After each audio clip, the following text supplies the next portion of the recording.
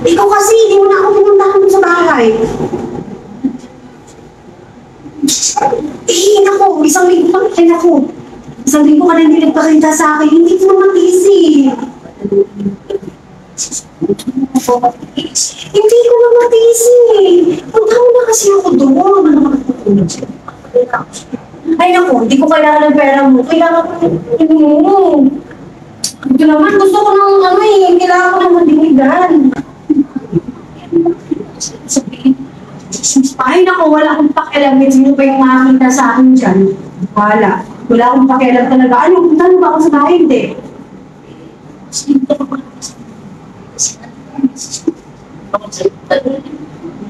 Ay naku, ayoko nga. Gusto ko puntahan ako ngayon.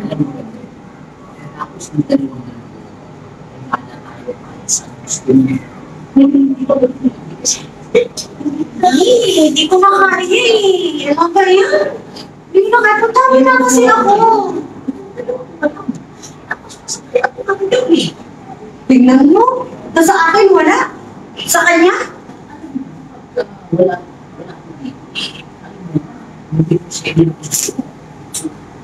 Sa kanya naman ngayon. Magkaya mo muna yan siya. Pwede ka naman magpaalam, inaalis ka eh. Ay naku, ayoko. Gusto ko ngayon. Hindi ko kailangan ng pera mo. Ikaw kailangan ko yung ano mo. Hindi kailangan ko. Ito yun na ako eh. Gusto ko nang mag-iligan kasi. Bakit? Ayaw mo talaga. Gusto mo bang magpaalaw sa iba dyan? Marami dyan. Marami na tanong dyan. Marami na gantay sa akin. Kaso ayaw ko lang. Ayaw mo kasi eh. Gusto mo na ngayon. Hindi lang ako. Hindi lang oras lang mo.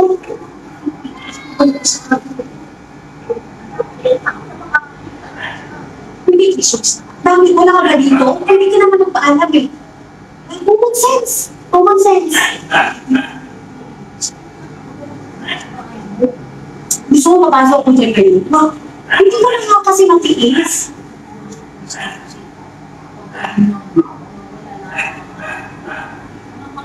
Gusto mo ba yun? Mapasok talaga ako dyan kayo. Wala akong pakialam sa pangarap na yun. Ako din ang ito ba eh? Sanay ko rin mo. Kasi ang pala mo, dalawa rin yung lang hindi dito sa iyo. Dalawang linggo. Eh, ang tagal na kasi dalawang linggo. Ang tagal. Ang tagal talaga. Hindi ko na kasi matiis. Isang linggo kung, dry na ako. Tingnan ko nga. Sige, maghanap talaga ako ng iba dyan. Ano?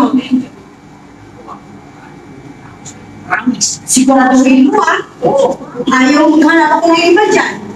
Kasi, lagot ka talaga saan? Antayin kita doon sa bahay Anong oras?